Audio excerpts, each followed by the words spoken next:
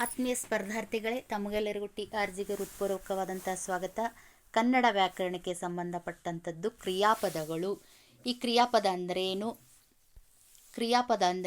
ಕ್ರಿಯಾ ಪ್ರಕೃತಿ ಮತ್ತು ಧಾತುಗಳ ವಿಧಗಳು ಯಾವುವು, ಮೂಲ ಧಾತು ಅಂದ್ರೇನು, ಸಾಧಿತ ಧಾತು ಎಂದರೇನು, ಪ್ರೇರಣಾರ್ಥಕ ಎಂದರೇನು, ಸಕರ್ಮಕ ಧಾತುಗಳು, ಅಕರ್ಮಕ ಧಾತುಗಳು ಎಂದರೇನು, ವಿದ್ಯಾರ್ಥಕ ವಿಧಿಯ ಅರ್ಥಪೂರ್ಣ ಕ್ರಿಯಾಪದ ಎಂದರೇನು, ಇವೆಲ್ಲದರ ಸಂಪೂರ್ಣ ಮಾಹಿತಿನ ನಾನು ನಿಮಗೆ ತಿಳಿಸ್ಕೊಡ್ತೀನಿ. ಈ ಕ್ರಿಯಾಪದಗಳು 8, 9, 10ನೇ ತರಗತಿಯ ವಿದ್ಯಾರ್ಥಿಗಳು ಕೂಡ ಅನುಕೂಲ ಆಗ್ತದೆ. ಜೊತೆಗೆ SDA, FDA, CET, TET, GPSTR, HSTR ಹೀಗೆ 10 ಹಲವು ಪರೀಕ್ಷೆಗಳಿಗೆ ಉಪಯೋಗವಾಗಿರುವಂತಹ ಮಾಹಿತಿ ನಿಮ್ಗೆ ಇಲ್ಲಿ ಸಿಗ್ತದೆ. ಒಂದು ವೇಳೆ ಈ ವಿಡಿಯೋ ಇಷ್ಟವಾದಲ್ಲಿ ಲೈಕ್ ಮಾಡಿ, ಶೇರ್ ಮಾಡಿ, ಸಬ್ಸ್ಕ್ರೈಬ್ ಆಗಿ, ಪಕ್ಕದಲ್ಲಿರುವ ಬೆಲ್ ಬಟನ್ ಒತ್ತುವುದರ ಮೂಲಕ ನೋಟಿಫೈ ಆಗಿರಿ ಅಂತ ಹೇಳ್ತಾ, ಮೊದಲನೇದಾಗಿ ಕ್ರಿಯಾಪದ ಎಂದರೇನು ಅನ್ನುವಂಥದ್ದನ್ನು ನಾವು ನೋಡೋಣ. ಕ್ರಿಯಾಪದ ಅಂದ್ರೇನು? ಕರ್ತೃವಿನ ಕಾರ್ಯ ತಿಳಿಸ್ತದ್ರಿ. ಇಲ್ಲಿ ಕ್ರಿಯಾಪದ ಕರ್ತೃವಿನ ಕಾರ್ಯವನ್ನು ತಿಳಿಸುತ್ತೆ. ಜೊತೆಗೆ ಇಲ್ಲಿ ನೋಡಿ, ಕ್ರಿಯಾಪದ ಅಂತಂದರೆ ಕರ್ತೃವಿನ ಕಾರ್ಯವನ್ನು ತಿಳಿಸುವ ಪದವೇ ಕ್ರಿಯಾಪದ. ಹಾಗಾದರೆ ಕ್ರಿಯಾಪದದ ಮೂಲ ರೂಪವನ್ನು ಕ್ರಿಯಾಧಾತು ಅಂತ ಕರೀತಾರೆ. ಒಂದು ವ್ಯಕ್ತಿಯ ಕಾರ್ಯವನ್ನು ತಿಳಿಸುವುದು ಕ್ರಿಯಾಪದ ಆದರೆ ಆ ಕ್ರಿಯಾಪದದ ಮೂಲ ರೂಪ ಏನಿರ್ತದೆ ಅದು ಕ್ರಿಯಾಧಾತು ಅಂತ ಅನಿಸ್ಕೊಳ್ತದೆ. ಈಗ ಉದಾಹರಣೆ ನೋಡಿ ನೀವು, ಅವನು ಓದುತ್ತಿದ್ದಾನೆ. ಇಲ್ಲಿ ಅವನು ಕರ್ತೃ ಆಗಿದ್ದಾನೆ, ಓದುತ್ತಿದ್ದಾನೆ ಅವನ ಕಾರ್ಯ ಇದೆ ರೀ, ಅಂದರೆ ಇದು ಕ್ರಿಯಾಪದ. ಕ್ರಿಯಾಪದ ಅಂತ ಅನ್ಸ್ಕೊಳ್ಬೇಕಾದ್ರೆ ಅಲ್ಲಿ ಕರ್ತೃ ಇರಬೇಕು, ಕರ್ಮನೂ ಇರಬೇಕು, ಕ್ರಿಯಾಪದನೂ ಇರಬೇಕು. ಕರ್ತೃ, ಕರ್ಮ, ಕ್ರಿಯಾಪದನೂ ಇರಬೇಕು. ಇಲ್ಲಿ ಏನಪ್ಪ ಅಂದ್ರೆ ಅವನು ಓದುತ್ತಿದ್ದಾನೆ ಎಂಬುದು ಏನದ ರೀ, ಅಲ್ಲಿ ಕ್ರಿಯೆ ಇದೆ. ಓದುತ್ತಿದ್ದಾನೆ, ಅವನು ಕೆಲಸ ನಡೀತಾ ಇದೆ. ಓದುತ್ತಿದ್ದಾನೆ ಎನ್ನುವಂಥದ್ದು ಕ್ರಿಯಾಪದ ಆದರೆ ಓದು ಕ್ರಿಯಾಧಾತು. ನೆನ್ಪಿಟ್ಕೊಳ್ಬೇಕು, ಪರೀಕ್ಷೆಯಲ್ಲಿ ಹೆಂಗೆ ಕೇಳ್ತಾನೆ ಅಂದ್ರೆ, ಓದುತ್ತಿದ್ದಾನೆ ಈ ರೂಪದ ಧಾತು ಯಾವುದು ಅಂದರೆ ಮೂಲ, ಕ್ರಿಯಾಪದದ ಮೂಲ ಯಾವುದು? ಓದಾಗ್ತದ್ರಿ. ಓದುನೇ ಕ್ರಿಯಾಪದ ಅಥವಾ ಕ್ರಿಯಾಪದದ ಧಾತು ಅಂತ ಅನ್ಸ್ಕೊಳತ್ತದು. ನೆಕ್ಸ್ಟ್ ನೋಡೋಣ, ಕ್ರಿಯಾಪದಗಳು ಭಾಷೆಯಲ್ಲಿ ಪ್ರಮುಖ ಸ್ಥಾನವನ್ನು ಪಡೆಯುತ್ತವೆ. ಒಂದು ಭಾಷೆಯಲ್ಲಿ ಕ್ರಿಯಾಪದದ ಸ್ಥಾನ ಅತ್ಯಂತ ಪ್ರಮುಖ ಅನಿಸ್ಕೊಳ್ತದೆ ರೀ. ಒಬ್ಬ ವ್ಯಕ್ತಿ ಅಥವಾ ಕರ್ತೃವಿನ ಕಾರ್ಯವನ್ನು ಯಾವುದು ತಿಳಿಸ್ತದ ಅದೇ ಕ್ರಿಯಾಪದ. ಇಲ್ಲಿ ಹೇಳಿದ ನೋಡ್ರಿ, ಕರ್ತೃವಿನ ಕಾರ್ಯವನ್ನು ತಿಳಿಸುವುದೇ ಕ್ರಿಯಾಪದ. ಅಂದರೆ ಒಂದು ಕ್ರಿಯೆಯ ಪೂರ್ಣ ಅರ್ಥವನ್ನು ಕೊಡೋ ಪದಗಳಿರ್ಬೇಕ್ರಿ. ಕ್ರಿಯಾಪದ ಅಂತ ಯಾವಾಗ ಅನಿಸ್ಕೊಳ್ತದ? ಕ್ರಿಯೆ ಪೂರ್ಣ ಅರ್ಥವನ್ನು ಕೊಡುವ ಪದಗಳನ್ನು ಕ್ರಿಯಾಪದ ಅಂತ ಕರೆಯಲಾಗ್ತದ.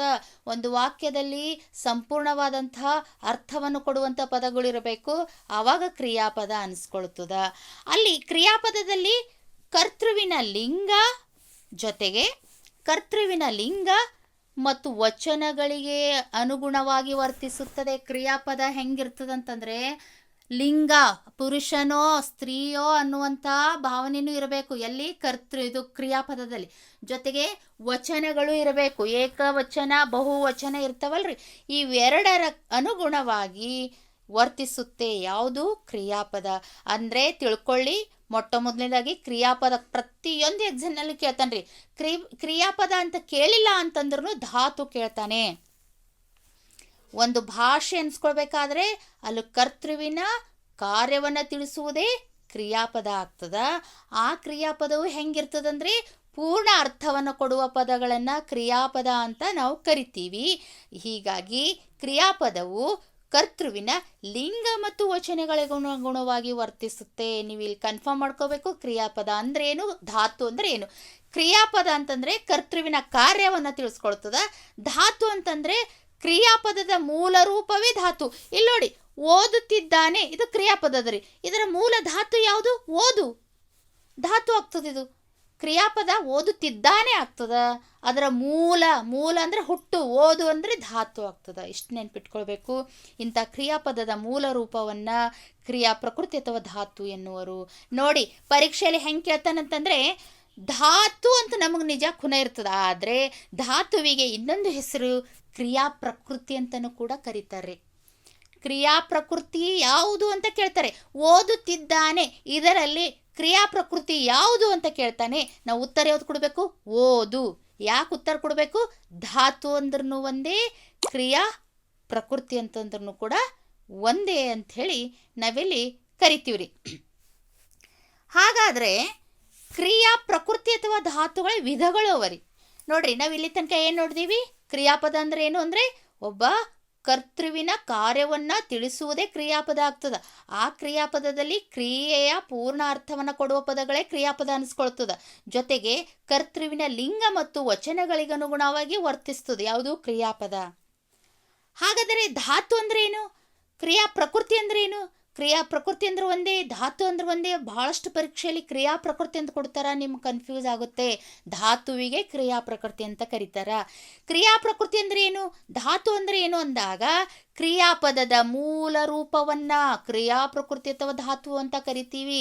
ಇಲ್ಲಿ ಓದುತ್ತಿದ್ದಾನೆ ಅದರಿ, ಓದುತ್ತಿದ್ದಾನೆ ಅನ್ನುವಂಥದ್ದು ಕ್ರಿಯಾಪದದ. ಈ ಓದು ಅನ್ನುವಂಥದ್ದು ಧಾತು ಅದ. ಓದು ಅನ್ನುವಂಥದ್ದು ಕ್ರಿಯಾ ಪ್ರಕೃತಿ ಆಗ್ತದ. ಇವೆರಡು ಅಂಶಗಳು ನಿಮ್ಮ ತಲೆಯಲ್ಲಿ ಇರಬೇಕು. ಒಂದು ವಾಕ್ಯದಾಗ ಕರ್ತೃ ಇರುತ್ತೆ, ಕರ್ಮ ಇರುತ್ತೆ, ಕ್ರಿಯಾಪದ ಇರುತ್ತೆ. ಕರ್ತೃ ಅಂದರೆ ವ್ಯಕ್ತಿ, ಕರ್ಮ ಅಂದರೆ ಕೆಲಸ, ಕ್ರಿಯಾಪದ ಅಂದರೆ ಅದರ ಕಾರ್ಯ ನಡೀತಾ ಇದೆ. ಯಾವ ವಾಕ್ಯದಲ್ಲಿ ಸಂಪೂರ್ಣವಾದ ಒಂದು ಅರ್ಥ ಕೊಡ್ತದಲ್ಲ ಅದು ಕ್ರಿಯಾಪದ ಅನಿಸ್ಕೊಳ್ತದ. ಕೊನೆಯದಾಗಿ ಕ್ರಿಯೆ ನಡೀತಾ ಇದೆ. ಏನು ನಡೀತಾ ಇದೆ? ಓದುತ್ತಿದ್ದಾನೆ, ಹಾಡುತ್ತಿದ್ದಾನೆ, ನಡೆಯುತ್ತಿದ್ದಾನೆ ಅಂತ ನಾವು ಏನು ಹೇಳ್ತೀವಲ್ಲ ಅದರ ಮೂಲ ರೂಪವೇ ಧಾತು. ನಿಮ್ಮ ವಾಕ್ಯ ಇಲ್ಲಿ ಹೇಳ್ತಾ ಇದೆ ನೋಡಿ, ಓದುತ್ತಿದ್ದಾನೆ, ಇದು ಕ್ರಿಯಾಪದ ಅದ ರೀ. ಮೂಲ ಧಾತು ಓದು. ಇಷ್ಟು ತಿಳ್ಕೋಬೇಕು. ಕ್ರಿಯಾ ಪ್ರಕೃತಿ ಅಥವಾ ಧಾತುಗಳ ವಿಧಗಳು ಯಾವುವು ಅನ್ನೋಂಥದ್ದನ್ನು ನಾವಿಲ್ಲಿ ನೋಡೋಣ. ಕ್ರಿಯಾ ಪ್ರಕೃತಿ ಅಥವಾ ಧಾತುಗಳಲ್ಲಿ ವಿಧಗಳು ಎರಡದವ್ರಿ. ಒಂದು ಮೂಲ ಧಾತು, ಇನ್ನೊಂದು ಮೂಲ ಧಾತುವಿಗೆ ಸಹಜ ಧಾತು ಅಂತ ಕರೀತಾರೆ. ಸಾಧಿತ ಧಾತುಗೆ ಪ್ರತ್ಯಯಾಂತ ಧಾತುಗಳಂತ ಕರೀತಾರೆ. ನಿಮ್ಗೆ ನೆನ್ಪಿಟ್ಕೊಳ್ಬೇಕು, ಮೂಲ ಧಾತು ಬದಲಾಗಿ ಸಹಜ ಧಾತು ಅಂತಂದರೆ ಯಾವುದಪ್ಪ ಅಂತಂದಾಗ ಮೂಲ ಧಾತುನೇ ಅಂತ ತಿಳ್ಕೊಬೇಕು. ಸಾಧಿತ ಧಾತು ಕೊಡೋದರ ಬದಲಾಗಿ ಪ್ರತ್ಯಯಾಂತ ಧಾತುಗಳನ್ನು ಕೊಟ್ಟಾಗ ಇದು ಸಾಧಿತ ಧಾತು ಅಂತ ನೀವು ಕನ್ಫರ್ಮ್ ಮಾಡ್ಕೊಳ್ಬೇಕು. ಈ ಅಂಶಗಳು ಮಾತ್ರ ನೀವು ನೆನ್ಪಿಟ್ಕೋಬೇಕ್ರಿ. ನಿಮಗೆಲ್ಲ ಗುರ್ತದ ಕ್ರಿಯಾಪದ ಅಂದ್ರೆ ಏನು ಅಂತ ನಿಮ್ಗೆ ಗುರ್ತದ. ಆದರೂ ಕೂಡ ನಾವೇನು ಮಾಡ್ತೀವಿ ಇಲ್ಲಿ ಕನ್ಫ್ಯೂಸ್ನಾಗ ಹೋಗ್ತೀವಿ. ಮೂಲ ಧಾತು ಖುನದಪ್ಪ, ಸಹಜ ಧಾತು ಅಂದ್ರೆ ಏನು ಅನ್ನುವಂಥದ್ದು ಕನ್ಫ್ಯೂಸ್ನಾಗ ಹೋಗೋದು ಬೇಡ. ಮೂಲ ಧಾತು ಅಂದ್ರೆ ಒಂದೇ, ಸಹಜ ಧಾತು ಅಂದ್ರೆ ಒಂದೇ, ಸಾಧಿತ ಧಾತು ಅಂದ್ರೆ ಒಂದೇ, ಪ್ರತ್ಯಯಾಂತ ಧಾತುಗಳಂದ್ರೆ ಒಂದೇ. ಇವೆರಡರ ಅರ್ಥ ಒಂದೇ ಕೊಡ್ತದೆ. ಹಾಗಾದರೆ ಮೂಲ ಧಾತುಗಳು ಯಾವುವು ಅಂತ ಪ್ರಶ್ನೆ ಬರ್ತದ್ರಿ. ಮೂಲ ಧಾತುಗಳು ಯಾವುವು ನೋಡ್ರಿ, ಇಲ್ಲಿ ಕೊಟ್ಟಿದ್ದಾರೆ ನಮ್ಮಲ್ಲಿ. ಮೂಲ ಧಾತುಗಳು ಒಂದು ಭಾಷೆಯಲ್ಲಿ ಆರಂಭದಿಂದಲೂ ಇರುವ ಧಾತುಗಳಿಗೆ ಮೂಲ ಧಾತು, ಸಹಜ ಧಾತು ಎಂದು ಹೆಸರು. ಒಂದು ಭಾಷೆಯಲ್ಲಿ ಆರಂಭದಿಂದಲಿರುವ ಧಾತುಗಳಿಗೆ ಆರಂಭ ಅಂತಂದ್ರೆ ನೋಡಿ, ಹಾಡುತ್ತಿದ್ದಾನೆ, ಇಲ್ಲಿ ಸ್ವಲ್ಪ ನೋಡಿ, ಹಾಡುತ್ತಿದ್ದಾನೆ. ಇಲ್ಲಿ ಪ್ರಾರಂಭದ ಯಾವುದ್ರಿ? ಹಾಡು ಅಂದ್ರೆ ಇದು ಮೂಲ ಧಾತು. ನೆನ್ಪಿಟ್ಕೊಳ್ಳಿ, ಹಾಡುತ್ತಿದ್ದಾನೆ ಅನ್ನುವಂಥದ್ದೊಂದು ಕ್ರಿಯಾಪದ ರೀ. ಅದರ ಕ್ರಿಯಾಪದದ ಮೂಲ ರೂಪವೇ ಧಾತು ಅಂತ ಹೇಳ್ಯದ. ಕ್ರಿಯಾಪದದ ಮೂಲ ರೂಪವೇ ಕ್ರಿಯಾ ಪ್ರಕೃತಿ ಅಂತ ಹೇಳಿದ. ಅದಕ್ಕಾಗಿ ಹಾಡುತ್ತಿದ್ದಾನೆ ಅನ್ನುವಂಥ ಒಂದು ಕ್ರಿಯಾಪದದ ಇಲ್ಲಿ ಧಾತು ಮೂಲ ಅಂದಾಗ ನೋಡಿ, ಮೂಲ ಧಾತುಗಳಂದಾಗ ಒಂದು ಭಾಷೆಯಲ್ಲಿ ಆರಂಭದಲ್ಲಿ ಇರುವಂಥ ಧಾತುಗಳಿಗೆ ಮೂಲ ಧಾತು ಅಥವಾ ಸಹಜ ಧಾತು ಅಂತ ಹೆಸರು. ಹಾಡು, ಆಡುತ್ತಿದ್ದಾನೆ ಆಡು, ಕಲಿಯುತ್ತಿದ್ದಾನೆ ಕಲಿ, ತೆಗೊಳ್ತಿದ್ದಾನೆ ತೆಗಳು, ಎಳೆಯುತ್ತಿದ್ದಾನೆ ಎಳೆ, ಸೆಳೆ, ಮಾಡು, ತಿಳಿ, ಅರಿ, ಸುರಿ, ಅರಸು, ಸೆಳೆ, ಓದು, ಹೋಗು, ಬರು, ನಡೆ, ನೋಡುತ್ತಿದ್ದಾನೆ ನೋಡು, ಹುಟ್ಟುತ್ತಿದ್ದಾನೆ ಹುಟ್ಟು, ಅಂಜುತ್ತಿದ್ದಾನೆ ಅಂಜು, ಸುತ್ತು, ಬಿತ್ತು, ಹೊಗಳು, ತಿನ್ನು, ಓಡು, ಮುಚ್ಚು, ಒಪ್ಪು, ಏರು, ಇಳಿ, ಬೀಳು, ಬರೆ, ತೂಗು, ಮಲಗು, ಏಳು, ಒಡೆ, ಈಜು, ಬೆಳಗು ಇತ್ಯಾದಿ ಇವೆಲ್ಲವೂ ಮೂಲಧಾತು. ಕ್ರಿಯಾಪದದ ಮೂಲ ರೂಪ ಏನನ್ಸ್ಕೊಳ್ತದ? ಧಾತು ಅನ್ಸ್ಕೊಳ್ತದ. ಇವೆಲ್ಲವೇನವಪ್ಪ ಅಂದ್ರೆ ಸಂಪೂರ್ಣವಾಗಿ ಧಾತುಗಳು. ಕಂಪಲ್ಸರಿ ಇವೆಲ್ಲವೂ ಧಾತುಗಳಾಗ್ತಾವ್ರಿ. ಕ್ರಿಯಾಪದದ ಮೂಲ ರೂಪವೇ ಧಾತು. ಇವೆಲ್ಲ ಮೂಲ ಧಾತುಗಳಲ್ಲಿ ಬರುತ್ತೆ. ನಂತರದಲ್ಲಿ ಸಾಧಿತ ಧಾತು ಅಂದ್ರೆ ಏನು ಅಥವಾ ಪ್ರತ್ಯಯಾಂತ ಧಾತು ಅಂದ್ರೆ ಏನು? ಸಾಧಿತ ಅಂದ್ರೆ ಒಂದೇ, ಪ್ರತ್ಯಯಾಂತ ಧಾತು ಅಂದ್ರೆ ಒಂದೇ. ಕನ್ನಡದ ಕೆಲವು ನಾಮ ಪ್ರಕೃತಿಗಳ ಮೇಲೂ ಮತ್ತು ಕೆಲವು ಅನುಕರಣ ಶಬ್ದಗಳು ಹಾಗೂ ಸಂಸ್ಕೃತದ ಕೆಲವು ನಾಮ ಪ್ರಕೃತಿಗಳ ಮೇಲೂ ಇಸು ಎಂಬ ಪ್ರತ್ಯಯ ಸೇರಿದಾಗ ರೂಪುಗೊಳ್ಳುವ ಧಾತುಗಳನ್ನು ಪ್ರತ್ಯಯಾಂತ ಧಾತು, ಸಾಧಿತ ಧಾತುಗಳೆಂದು ಕರೆಯುತ್ತೇವೆ. ನೋಡ್ರಿ, ಸಾಧಿತ ಧಾತು ಅಂದ್ರೆ ಏನಪ್ಪಾ ಅಂತಂದ್ರೆ ಕೆಲವು ನಾಮ ಪ್ರಕೃತಿಗಳು ಇರ್ತಾವ್ರಿ. ನಾಮ ಪ್ರಕೃತಿ ಅಂತಂದಾಗ ಈಗ ಅಬ್ಬರದ ಕನ್ನಡ ಅದ ರೀ, ನೋಡಿ ಕನ್ನಡ ಅದ, ಇದು ನಾಮ ಪ್ರಕೃತಿ ರೀ. ಈ ಕನ್ನಡ ಎನ್ನುವಂತಹ ನಾಮ ಪ್ರಕೃತಿಗೆ ಮತ್ತು ಕೆಲವು ಅನುಕರಣ ಶಬ್ದಗಳು ನಿಮಗಿದೆ, ಎಲ್ಲನೂ ತೊಗೊಂಡಿನಿ, ಎಲ್ಲದಕ್ಕೂ ಉದಾಹರಣೆನ ತೊಗೊಂಡಿನಿ. ಕೆಲವು ನಾಮ ಪ್ರಕೃತಿಗಳ ಮೇಲೂ ಮತ್ತು ಅನುಕರಣ ಶಬ್ದಗಳ ಮೇಲೂ ಹಾಗೂ ಸಂಸ್ಕೃತದ ಕೆಲವು ನಾಮ ಪ್ರಕೃತಿಗಳ ಮೇಲೂ ಇಸು ಎಂಬ ಪ್ರತ್ಯಯ ಸೇರಿಸಿದಾಗ ರೂಪುಗೊಳ್ಳುವ ಧಾತುಗಳನ್ನು ಪ್ರತ್ಯಯಂತ ಧಾತು ಅಂತ ಕರಿತೀವಿ. ನೋಡಿ, ನಿಮ್ಗೆ ಉದಾಹರಣೆ ಸಹಿತವಾಗಿ ನಾ ಹೇಳ್ತೀನಿ. ಅಬ್ಬರ ಎನ್ನುವಂತಹ ನಾಮ ಪ್ರಕೃತಿ, ಅದರಲ್ಲಿ ಇಸು ಎಂಬ ಪ್ರತ್ಯಯ ಸೇರಿದಾಗ ಅದು ಅಬ್ಬರಿಸು ಸಾಧಿತ ಧಾತು ಆಗುತ್ತೆ. ನೋಡಿ, ಪ್ರಶ್ನೆ ಏನು ಹೇಳಿದಾನೆ, ಸಾಧಿತ ಧಾತು ಅಂದ್ರೇನು? ನಾಮ ಪ್ರಕೃತಿಗಳ ಮೇಲೂ ಇಸು ಸೇರಬೇಕು, ಅನುಕರಣ ಶಬ್ದಗಳ ಮೇಲೂ ಇಸು ಸೇರಬೇಕು, ಮತ್ತು ಸಂಸ್ಕೃತ ಶಬ್ದಗಳ ಮೇಲೂ ಇಸು ಸೇರಬೇಕು. ಸೇರಿದಾಗ ಏನಾಗ್ತದೆ? ಅದು ಸಾಧಿತ ಧಾತು, ಪ್ರತ್ಯಯಂತ ಧಾತು ಅನಿಸ್ಕೊಳ್ತದ. ಅಬ್ಬರ ಅದಕ್ಕಿಸು ಅಬ್ಬರಿಸು, ಕನ್ನಡ ಅದಕ್ಕಿಸು ಕನ್ನಡಿಸು, ಪ್ರೀತಿ ಅದಕ್ಕಿಸು ಪ್ರೀತಿಸು, ಜೊತೆಗೆ ಮುನಿ ಅದಕ್ಕಿಸು ಮುನಿಸು, ಕಾಡು ಅದಕ್ಕಿಸು ಕಾಡಿಸು. ನೋಡಿ, ಕಾಡಿಸು, ನೋ ಅದಕ್ಕಿಸು ನೋಯಿಸು. ಇವೆಲ್ಲ ಪ್ರಕೃತಿ ನಾಮ ಪ್ರಕೃತಿಗಳವರಿ. ಈ ನಾಮ ಪ್ರಕೃತಿಗಳಿಗೆ ನಾವು ಇಸು ಸೇರಿಸಿದಾಗ ಏನಾಗ್ತದೆ? ಸಾಧಿತ ಧಾತು ಆಗ್ತದೆ. ಪ್ರೀತಿ, ಮುನಿ, ಕಾಡು, ನೋವು ಇವೆಲ್ಲವೂ ಕೂಡ ಏನಾಗ್ತದೆ? ನಾಮ ಪ್ರಕೃತಿಗಳವರಿ. ಬದುಕದಯಿಸು ಬದುಕಿಸು, ಶೋಕದಕ್ಕಿಸು ಶೋಕಿಸು. ನಮಗೊಂದು ಕನ್ಫರ್ಮ್ ಆಯಿತು, ನಾಮ ಪ್ರಕೃತಿಗಳ ಮೇಲೆ ಇಸು ಪ್ರತ್ಯಯ ಸೇರಿಸಿದಾಗ ಅದು ಏನಾಗ್ತದೆ? ಸಾಧಿತ ಧಾತು ಆಗ್ತದ ಅನ್ನುವಂಥದ್ದು ನಮಗೆ ಕನ್ಫರ್ಮ್ ಆಯ್ತು ರೀ. ನಂತರದಲ್ಲಿ ಅನುಕರಣ ಶಬ್ದಗಳ ಮೇಲೂ ಹೇಳೇನ್ರಿ. ಅನುಕರಣ ಅಂತಂದರೆ ನಮ್ಗೆ ಟಿಯಲ್ಲಿ ಬಹಳಷ್ಟು ಸಲ ಪ್ರಶ್ನೆ ಕೇಳಿದನ್ರಿ. ಇದು ಅನುಕರಣನ, ದ್ವಿರುಕ್ತಿನ, ಜೋಡಿ ನುಡಿ ಪದನ ಅಂತ ಪ್ರಶ್ನೆ ಕೇಳ್ತಾನೆ. ಭಾಳಷ್ಟು ಇಂಪಾರ್ಟೆಂಟು. ಈ ಅನುಕರಣ ಶಬ್ದಗಳು ಹೇಗಿರ್ತಾವಂತಂದರೆ ಅನುಕರಣೆಯಿಂದ ಬಂದಿರುವಂಥವು. ಅದಕ್ಕೆ ಅರ್ಥನೇ ಇರಲ್ರಿ. ಸುಮ್ಮನೆ ಬಾಯಿಂದ ಅನುಕರಣ ಒಬ್ಬರು ನೋಡಿ ಒಬ್ಬರು ಅಂದಿರ್ತೀವಿ. ಧಗ ಧಗ, ಈಗ ಬಹಳಷ್ಟು ಬಿಸಿಲು ಬಿದ್ದಿರ್ತದ, ಧಗಿ ಆಗ್ತದ, ಧಗ ಧಗ ಆಗ್ಲತ್ತದ ಅಂತ. ಅಂಥ ಅನುಕರಣ ಶಬ್ದಗಳಿಗೆ ಇಸು ಪ್ರತ್ಯಯ ಸೇರಿಸಿದಾಗ ಅದು ಪ್ರತ್ಯಯಾಂತ ಧಾತು, ಸಾಧಿತ ಧಾತು ಆಗ್ತದ. ನೋಡಿ, ಧಗ ಪ್ಲಸ್ ಇಸು ಧಗ ಧಗಿಸು ಅನುಕರಣವ್ಯಯ. ಥಳ ಥಳ ಪ್ಲಸ್ ಇಸು ಥಳಥಳಿಸು ಅನುಕರಣವ್ಯಯ. ಛಟ ಪಟ ಇಸು ಚಡಪಡಿಸು ಅನುಕರಣವ್ಯಯ. ಗಮ ಗಮ ಇಸು ಗಮಗಮಿಸು ಇದು ಅನುಕರಣವ್ಯಯ. ಅನುಕರಣವ್ಯಯಕ್ಕೆ ಇಸು ಪ್ರತ್ಯಯ ಸೇರಿಸಿದಾಗ ಏನಾಗ್ತದೆ? ಇದು ಸಾಧಿತ ಧಾತು ಅಥವಾ ಪ್ರತ್ಯಯಾಂತ ಧಾತು ಆಗ್ತದ. ಪರೀಕ್ಷೆಯಲ್ಲಿ ಪ್ರತಿಯೊಂದು ಪರೀಕ್ಷೆಯಲ್ಲಿ ಕೇಳ್ತಾ ಇರ್ತಾನೆ ರೀ, ಸಾಧಿತ ಧಾತು ಪ್ರತ್ಯಯಾಂತ. GPSTRನಾಗ 25 ಅಂಕಗಳು ಕನ್ನಡ ಗ್ರಾಮರ್ ಇರುತ್ತೆ ರೀ. ಇದ್ರ ಮೇಲೆ ಕಂಪಲ್ಸರಿ ಒಂದು ಪ್ರಶ್ನೆ ಇದ್ದೇ ಇರುತ್ತೆ. ಅದಕ್ಕಾಗಿ ನೀವು ಸೂಕ್ಷ್ಮವಾಗಿ ಗಮನಿಸಬೇಕಾಗ್ತದ, ಭಾಳಷ್ಟು ಇಂಪಾರ್ಟೆಂಟು. ನಂತರದಲ್ಲಿ ನಳ ಅದಕ್ಕಿಸು ನಳನಳಿಸು, ನಳನಳಿಸು ಗಮ ಗಮ ಇವೆಲ್ಲವೂ ಏನದ? ಅನುಕರಣವೇ ಅದ. ಅದಕ್ಕೆ ಇಸು ಪ್ರತ್ಯಯ ಸೇರಿದಾಗ ಅದು ಸಾಧಿತ ಧಾತು ಆಗ್ತದ, ಪ್ರತ್ಯಯಾಂತ ಧಾತು ಆಗ್ತದ. ಮೂರನೇ ಅಂಶ ನೋಡ್ರಿ, ಸಾಧಿತ ಧಾತು ಅಂದ್ರೇನು ಅಥವಾ ಪ್ರತ್ಯಯಾಂತ ಧಾತು ಅಂದ್ರೇನು? ನಾಮ ಪ್ರಕೃತಿಗಳ ಮೇಲೆ ಇಸು ಸೇರಿಸಿದಾಗ ಅದು ಸಾಧಿತ ಧಾತು ಆಗ್ತದೆ ಅಂತ ಹೇಳ್ಯಾರ. ಮತ್ತೆ ಅನುಕರಣೆಯ ಶಬ್ದಗಳ ಮೇಲೆ ಇಸು ಸೇರಿಸಿದಾಗ ಅದು ಸಾಧಿತ ಧಾತು ಆಗ್ತದೆ ಅಂತ ಹೇಳ್ಯಾರ. ಮತ್ತೆ ಸಂಸ್ಕೃತದ ಕೆಲವು ನಾಮ ಪ್ರಕೃತಿಗಳ ಮೇಲೆ ಕನ್ನಡದ ಇಸು ಪ್ರತ್ಯಯ ಸೇರಿದಾಗ ಅದು ಧಾತುಗಳಾಗಿ ಪ್ರತ್ಯಯಾಂತ ಧಾತುಗಳಾಗ್ತದ ಅಂತ ಇಲ್ಲಿ ಹೇಳಿದ್ದಾನೆ. ಈಗ ನೆಕ್ಸ್ಟ್ ನಾವು ನೋಡೋದು ಸಂಸ್ಕೃತ ಪದಗಳ ಮೇಲೆ ಇಸು ಎನ್ನುವಂತಹ ಕನ್ನಡ ಪ್ರತ್ಯಯ ಸೇರಿದಾಗ ಏನಾಗ್ತದ? ಸಾಧಿತ ಧಾತು. ರಕ್ಷಾ ಎನ್ನುವಂತಹ ಸಂಸ್ಕೃತದ ನಾಮ ಪ್ರಕೃತಿಯ ಮೇಲೆ ಇಲ್ಲಿ ಏನಾಗ್ತದೆ? ಇಸು ಎನ್ನುವಂಥದ್ದನ್ನು ಸೇರಿಸಿದಾಗ ರಕ್ಷಿಸು ಇದು ಸಾಧಿತ ಧಾತು. ನಿಮ್ಗೆ ರಕ್ಷಿಸು ಅಂತ ಕೊಟ್ಟಾಗ ನೀವು ಏನು ಮಾಡಬೇಕು? ಅಲ್ಲಿ ಇದು ಪ್ರತ್ಯಯಾಂತ ಧಾತು ಅದ ಅಂತ ಹಾಕಬೇಕು. ಪ್ರತ್ಯಯಾಂತ ಧಾತು ಹಾಕೋದಕ್ಕಿಂತ ಮುಂಚಿತವಾಗಿ ನಾವು ಗಮನಿಸಬೇಕು, ರಕ್ಷಾ ಎನ್ನುವಂಥದ್ದು ಸಂಸ್ಕೃತ ನಾಮ ಪ್ರಕೃತಿಯ ಮೇಲೆ ಇಸು ಎನ್ನುವಂಥ ಪ್ರತ್ಯಯ ಸೇರಿದಾಗ ಅದು ರಕ್ಷಿಸು ಆಗುತ್ತೆ. ಪ್ರಯತ್ನ ಅನ್ನುವಂತಹ ನಾಮ ಪ್ರಕೃತಿಯ ಮೇಲೆ ಇಸು ಎನ್ನುವಂಥ ಪ್ರತ್ಯಯ ಸೇರಿಸಿದಾಗ ಪ್ರಯತ್ನಿಸು. ಸಿದ್ಧಿ ಎನ್ನುವಂತಹ ಸಂಸ್ಕೃತ ನಾಮ ಪ್ರಕೃತಿಯ ಮೇಲೆ ಇಸು ಎನ್ನುವಂಥ ಪ್ರತ್ಯಯ ಸೇರಿಸಿದಾಗ ಸಿದ್ಧಿಸು. ಯತ್ನ ಎನ್ನುವಂಥ ಸಂಸ್ಕೃತದ ನಾಮ ಪ್ರಕೃತಿಯ ಮೇಲೆ ಇಸು ಎಂಬ ಪ್ರತ್ಯಯನ ಸೇರಿಸಿದಾಗ ಯತ್ನಿಸು ಅನ್ನುವಂಥದ್ದನ್ನು ನಾವಿಲ್ಲಿ ನೋಡ್ತೀವಿ. ಈ ರೀತಿಯಾಗಿ ಸಂಸ್ಕೃತದ ಪದಗಳ ಮೇಲೆ ನೋಡಿ, ಸುಖ ಅದಕ್ಕಿಸು ಸುಖಿಸು, ಸೇವನೆ ಅದಕ್ಕಿಸು ಸೇವಿಸು, ಸುತ್ತಿ ಅದಕ್ಕಿಸು ಸುತ್ತಿಸು, ಶೋಕ ಅದಕ್ಕಿಸು ಶೋಕಿಸು, ಲೇಪನ ಅದಕ್ಕಿಸು ಲೇಪಿಸು, ಜಪ ಅದಕ್ಕಿಸು ಜಪಿಸು, ಕ್ಷಮ ಅದಕ್ಕಿಸು ಕ್ಷಮಿಸು. ಇವೆಲ್ಲವೂ ಸಂಸ್ಕೃತದ ಕನ್ನಡದ ನಾಮ ಪ್ರಕೃತಿಯ ಮೇಲೆ ಇಸು ಪ್ರತ್ಯಯ ಸೇರಿಸಿದಾಗ ಏನಾಗ್ತದೆ? ಇಲ್ಲಿ ಸಾಧಿತ ಧಾತು ಅಥವಾ ಪ್ರತ್ಯಯಾಂತ ಧಾತು ಅನಿಸ್ಕೊಳ್ತದ ಅಂತ ನಾವಿಲ್ಲಿ ಹೇಳ್ಬೋದು. ನಂತರದಲ್ಲಿ ಪ್ರೇರಣಾರ್ಥಕ ಅಂದ್ರೇನು? ಮೂರನೇ ಅಂಶ ರೀ. ಮೂಲ ಧಾತು ಅಂದ್ರೇನು? ಸಾಧಿತ ಧಾತು ಅಂದ್ರೇನು? ಪ್ರೇರಣಾರ್ಥಕ ಅಂದ್ರೇನು? ಪ್ರೇರಣೆ ಅಂದರೆ ಇನ್ನೊಬ್ಬರಿಂದ ಕೆಲಸವನ್ನು ಕಾರ್ಯವನ್ನು ಮಾಡಿಸುವುದು ಎಂದರ್ಥ.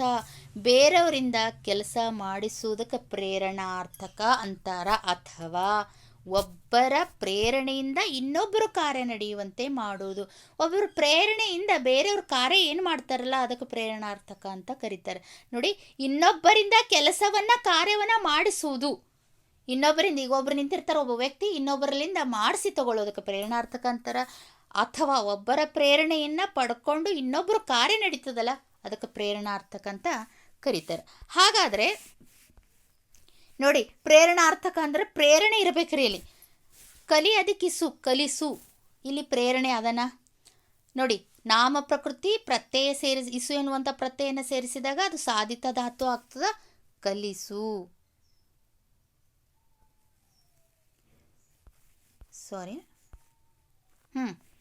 ಇಲ್ಲಿ ಪ್ರೇರಣೆ ಅದ ರೀ.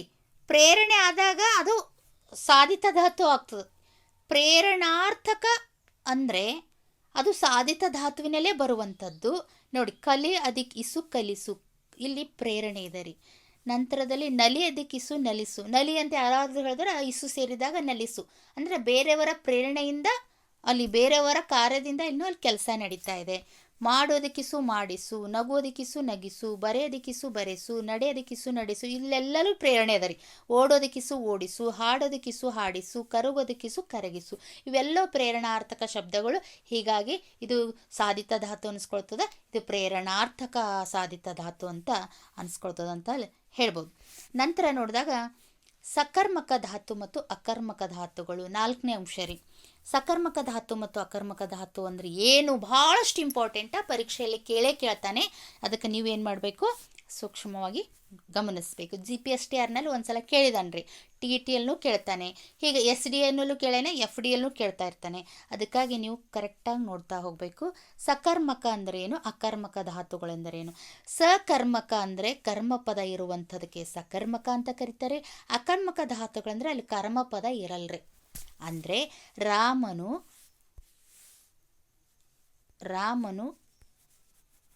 ಶಾಲೆಗೆ ಹೋದನು. ರಾಮನು ಶಾಲೆಗೆ ಹೋದನು.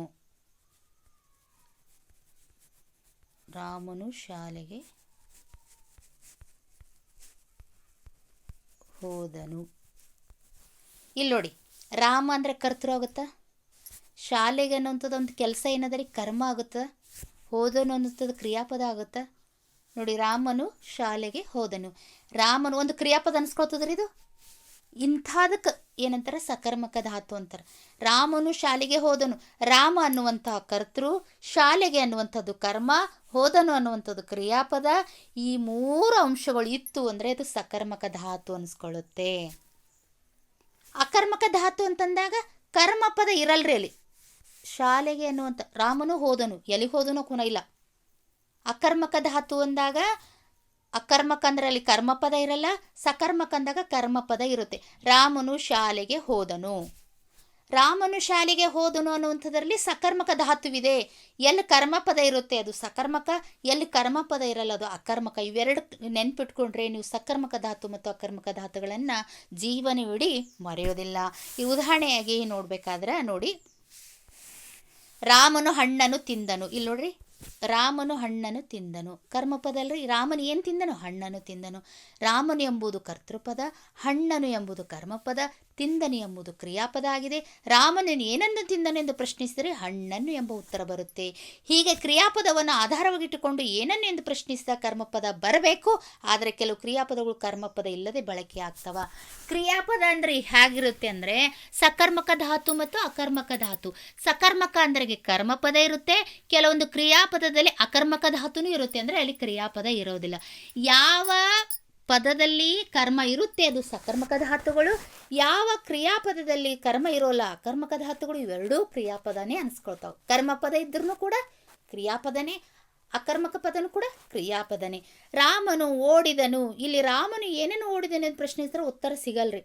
ಹೀಗಾಗಿ ಕರ್ಮಪದವನ್ನು ಅಪೇಕ್ಷಿಸುವ ಧಾತುಗಳನ್ನು ಸಕರ್ಮಕ ಧಾತುಗಳೆಂತಲೂ, ಕರ್ಮಪದವನ್ನು ಅಪೇಕ್ಷಿಸದ ಧಾತುಗಳನ್ನು ಅಕರ್ಮಕ ಧಾತುಗಳೆಂತಲೂ ಕರೆಯಲಾಗ್ತದೆ. ಈ ಕೆಳಗಿನ ಉದಾಹರಣೆಯನ್ನು ನೋಡಿ. ನೀವು ಇಲ್ಲಿ ತನಕ ಏನು ನೋಡಿದ್ರಿ, ಸಕರ್ಮಕ ಧಾತು ಅಂದ್ರೇನು, ಅಕರ್ಮಕ ಧಾತು ಅಂದ್ರೇನು. ರಾಮನು ಹಣ್ಣನ್ನು ತಿಂದನು. ಇನ್ನೊಂದ್ಸಲ ನೋಡಿ, ರಾಮನು ಹಣ್ಣನ್ನು ತಿಂದನು. ರಾಮ ಅಂದರೆ ಕರ್ಮಪದ, ಹಣ್ಣನು ಅಂದರೆ ರಾಮನು ಅಂದರೆ ಕರ್ತೃ, ಹಣ್ಣನು ಅಂದರೆ ಕರ್ಮ, ತಿಂದನು ಅನ್ನೋದ್ರೆ ಕ್ರಿಯಾಪದ ಅನಿಸ್ಕೊಳ್ಳುತ್ತೆ. ಇದು ಕ್ರಿಯಾಪದ ಅನಿಸ್ಕೊಳ್ತದೆ. ಅಂದರೆ ಇಲ್ಲಿ ಕರ್ಮಪದ ಅದ್ರಿ. ಕರ್ಮ ಅಂದರೆ ಹಣ್ಣನ್ನು, ಅವ್ನ ಕೆಲಸ ಏನು ಮಾಡುತ್ತಾನೋ ಹಣ್ಣನ್ನು ತಿಂತಾ ಇದ್ದಾನೆ. ಏನು ತಿಂತಾ ಇದ್ದಾನೆ? ಹಣ್ಣನ್ನು ತಿಂತಾ ಇದ್ದಾನೆ. ಅಂದರೆ ಇದು ಸಕರ್ಮಕ ಧಾತು. ಯಾವ ಪದದಲ್ಲಿ ಕರ್ಮ ಇರಲ್ಲೋ ಅದು ಅಕರ್ಮಕ ಧಾತು. ಅವೆರಡು ಉದಾಹರಣೆ ನೀವು ಇಲ್ಲಿ ನೋಡೋಣ್ರಿ. ರಾಮನು ಓಡಿದನು. ಇಲ್ಲಿ ರಾಮನು ಏನನ್ನು ಓಡಿದನು ಅಂತ ಪ್ರಶ್ನಿಸಿದ್ರೆ ಉತ್ತರ ಸಿಗುವುದಿಲ್ಲ. ಹೀಗಾಗಿ ಕರ್ಮ ಪದವನ್ನು ಅಪೇಕ್ಷಿಸುವ ಧಾತುಗಳನ್ನು ಸಕರ್ಮಕ ಧಾತು ಅಂತ ಕರೀತಾರೆ. ಕರ್ಮ ಪದವನ್ನು ಅಪೇಕ್ಷಿಸದ ಧಾತುಗಳನ್ನು ಅಕರ್ಮಕ ಧಾತು ಅಂತ ಕರೀತಾರೆ. ಉದಾಹರಣೆ ನೋಡೋಣ ಈಗ ಸಕರ್ಮಕ ಧಾತುಗಳಿಗೆ, ಅಕರ್ಮಕ ಧಾತುಗಳಿಗೆ. ರಕ್ಷಿಸು, ಕಟ್ಟು, ಓದು, ಮಾಡು, ಉಣ್ಣು, ಕತ್ತರಿಸು, ತೆರೆ, ಸೇರು, ಬಿಡು.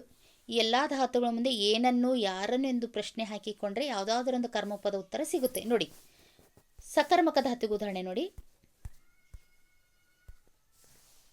ನೀನು ಮರವನ್ನು ರಕ್ಷಿಸಿ. ಏನನ್ನು? ಮರವನ್ನು. ಕರ್ಮದಲ್ರಿ. ಅವಳು ಮಾಲೆಯನ್ನು ಕಟ್ಟುತ್ತಿದ್ದಾಳೆ. ಏನನ್ನು ಕಟ್ತಾ ಇದ್ದಾಳೆ? ಮಾಲೆಯನ್ನು. ಕರ್ಮ ಅದರಲ್ಲಿ.